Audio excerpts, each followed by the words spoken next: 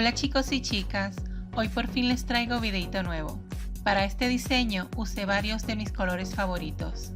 Ok, técnicamente es un solo color y varios tonos, porque lo que pasa es que turquesa es mi color favorito. Si quieres ver cómo lo hice, por favor sigue viendo, y si aún no te has suscrito a mi canal, aprovecha y hazlo ahora para más tutoriales como este.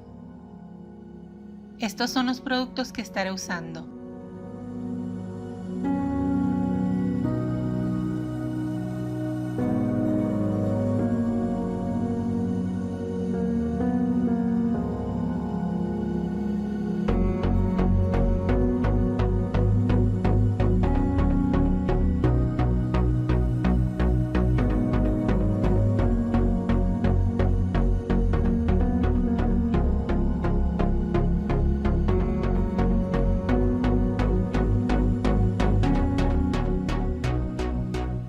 Empecemos.